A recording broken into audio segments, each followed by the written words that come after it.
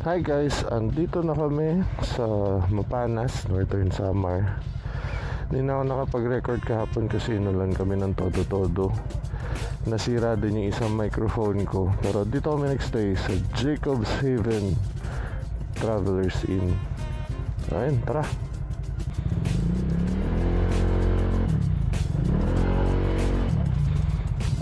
Oo, mataas pa nga eh.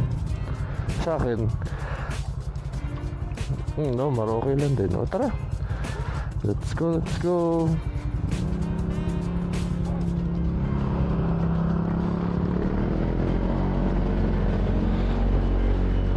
Yung sa may pababa, yung diretso pa, oo, may resort. Diyos.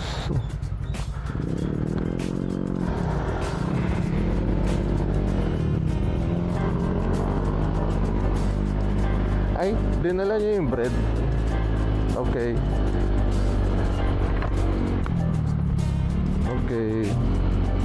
Sige. Oh, wait lang. Ang nangyari kahapon, umulan ng 2 oras. Tapos, nasira yung ano ko. Nasira yung microphone ko. Yung adapter. Buti na lang, 2 microphone yung nilagay ko dito sa helmet. So ano, ay guys, don't mind me ano lang ako, sasalita lang. So buti na lang, dala ko yung USB-C. So yun, tapos nag-ukot din kami kahapon.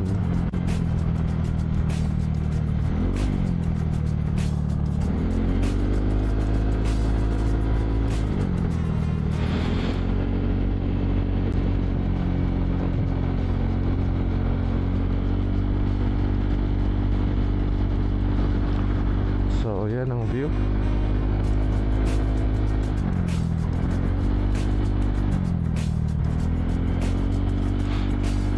So yan ang view kahapon. Ang ganda, grabe. Ay, may kotse sa likod may kotse sa likod.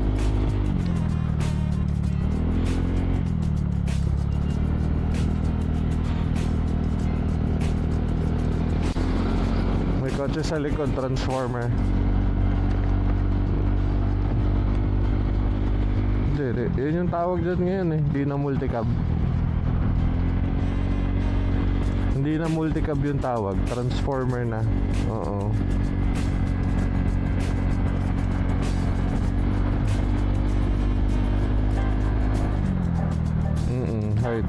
High tide. Lagpas eh. Wala yung rock formation. Pero yan, nagpunta kami dyan kahapon. Tapos tawag dito, grabe yung ano dito, experience. Kasi kung kailangan mo magpagas, kung okay sa'yo yung bote-bote, marami dito sa Mapanas. Pero yung kung gusto mong gas station talaga, 20 kilometers away. So dadaanan mo tong magandang road na to hanggang dun. Tapos papagas ka na. Tapos babalik ka ulit sa Mapanas. Ganon. Pero masarap yung daan na to. Kung gusto mo ng sakto talaga to sa mga vloggers. Kasi maganda yung view. Ayun o. Sakto yung araw, sakto yung liguan. Oh, ay sus, ang sarap. Lalo na yun doon sa may viewing deck.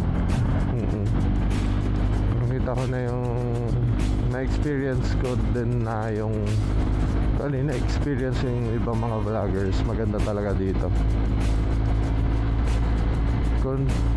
Tungkol sa biyahe from Tacloban, mag-aano ka na mga 6 to 7 hours kasama na yung pahinga at saka pagas nun.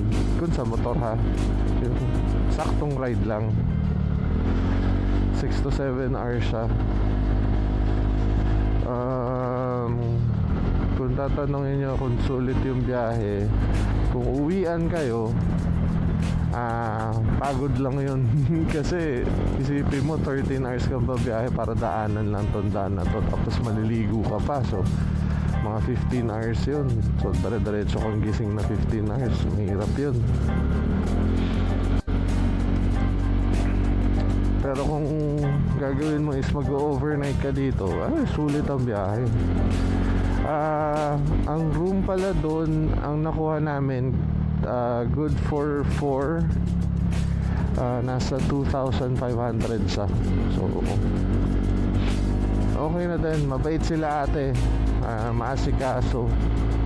Lalo na nung nag-dinner kami, kumbaga hindi namin ina-expect, namin magka-cowboy lang kami, pero ayun, naglabas sila ng table, nagpagamit ang paggamit pala ng lutuan nila is additional. Tapos namalengke kami, mura lang, wala pa 1,000, kasya na sa aming apat. Nasa 700 pesos yata yung nagastos sa food.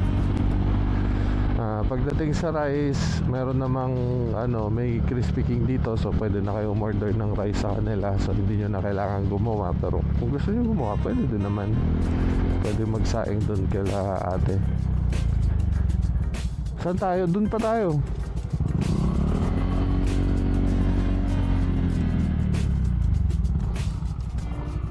Ano yun?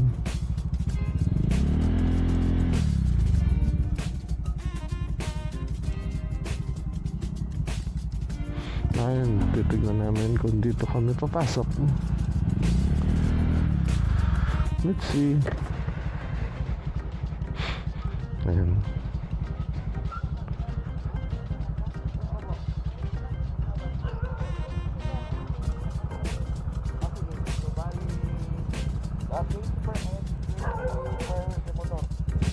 Okay.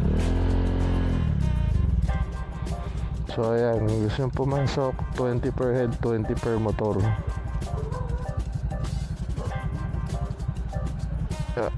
Bayad muna tayo.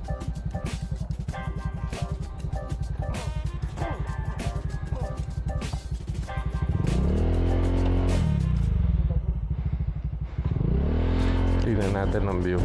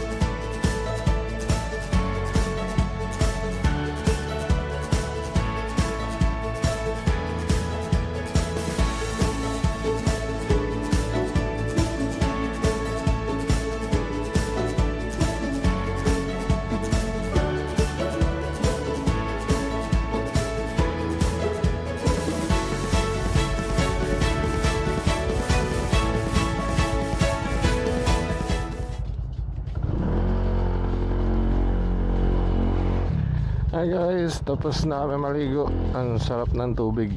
Ayan, buti nakakuha ko ng mga videos. Eto. Okay. Let's go. Punta naman tayo sa viewing deck.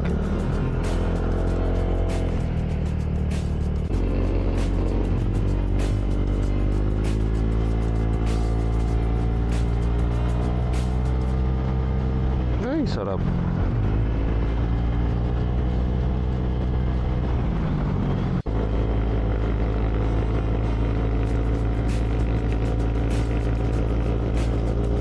dyan. Ngayon dami pang tao. Doon muna, pagbalik na lang dyan.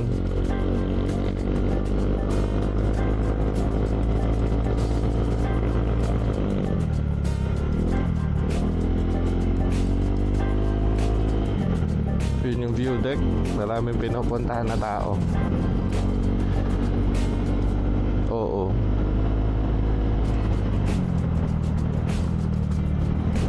Yun nga eh.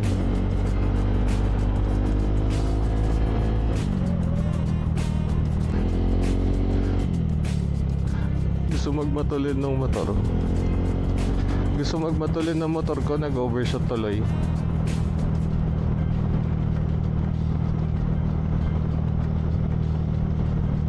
Mitch, sipin mo na lang, wala si Mitch. Kitang kita.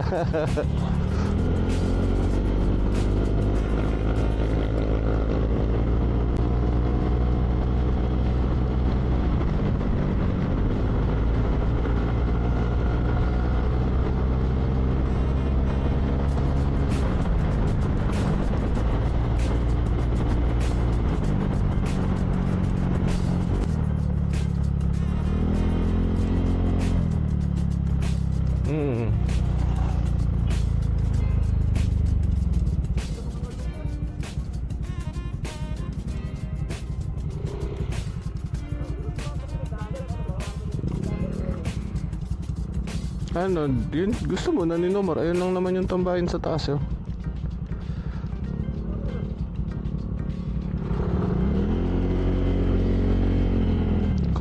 Multicab.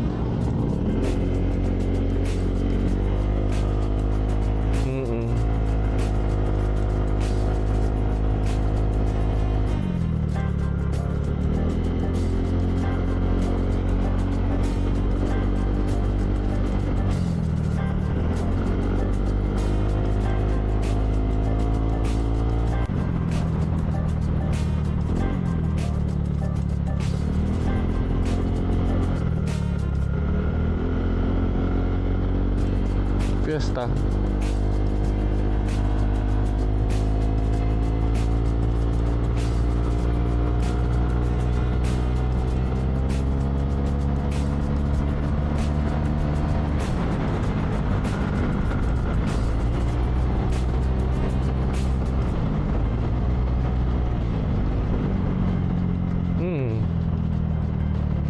Ito yun eh, sinabi mo na Omar.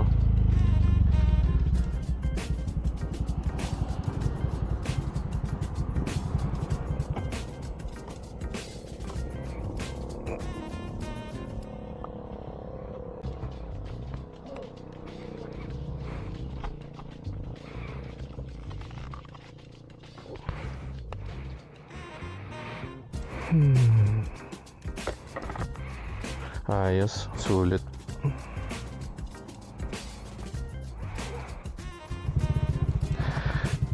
Alam mo, pag ang babae nagtatanong ng oras, ibig sabihin gutom na yun.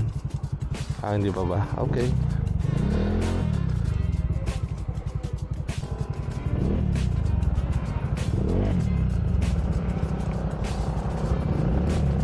Sige, may mabilis, may mabilis.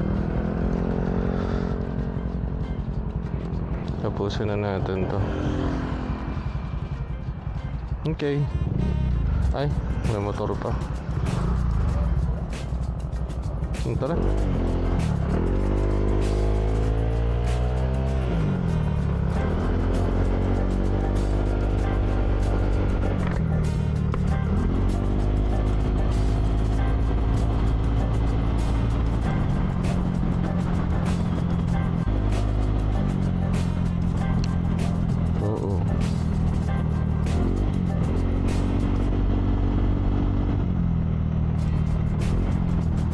Ito yung pinuntahan natin kahapon na gustong gusto natin babaan pero hindi alam.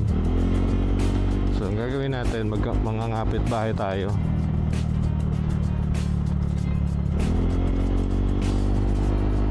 Okay, let's do this viewing deck.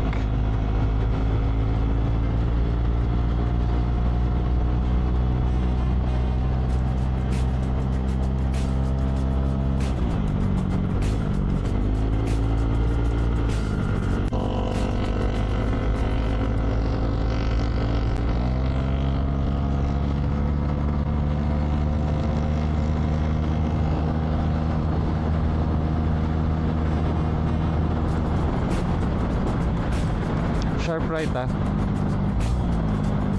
Ay, sarap! Ay, sarap!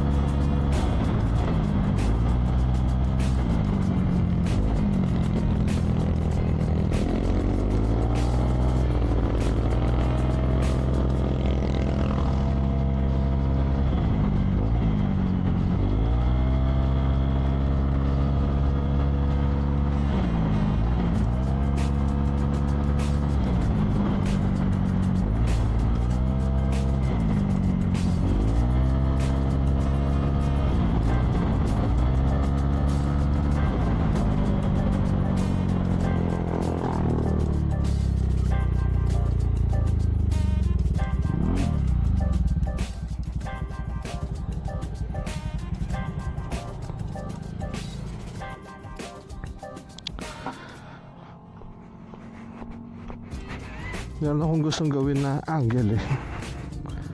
At ngayon ko siya magagawa.